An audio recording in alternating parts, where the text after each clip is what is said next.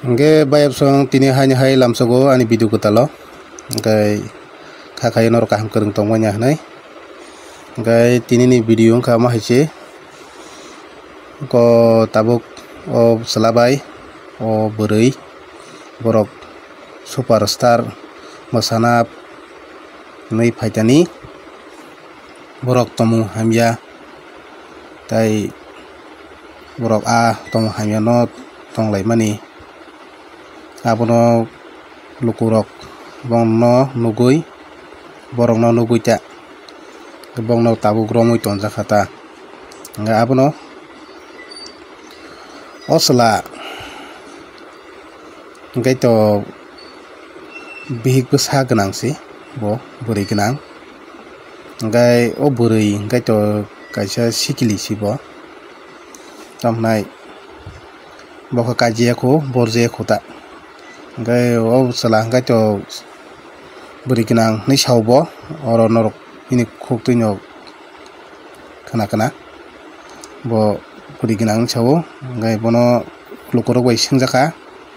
ngai nang buri ganang tutilya nang tak o buri bai bahke amake tong hamya tong maka tong halok sitra ni hanjang mani tabu nuk bono singjaka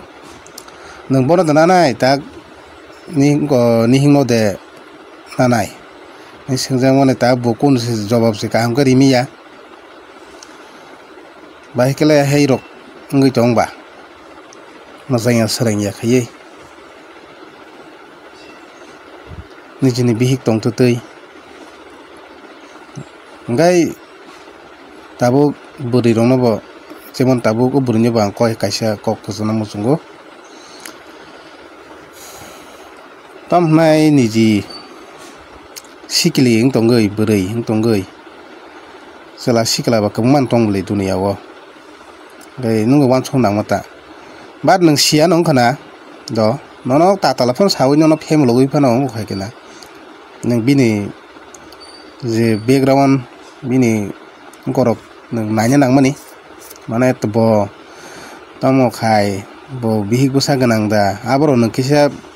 seri nanya nang ko seri nanya nang mata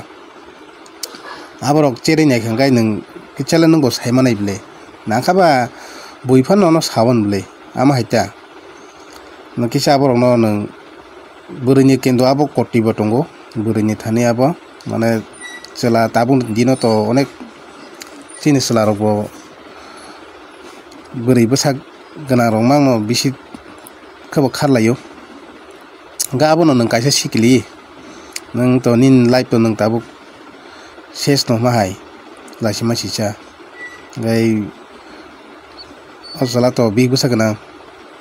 bihik sigana boto bihik bai phan tak thang tongena ganin le live le tomong nai ba ya bona ang mas hawta ga abono wan suki kisa cholo nango ain chala hanai hatsa khosama bai bong ya sala gila man tongo salan baga sa teng sum grei ga buri bo gila man tongo abono mane wan sugoi ba biwoi je kunu mananyo je kunu kono khojana thakai wan suba bi khojana gai tini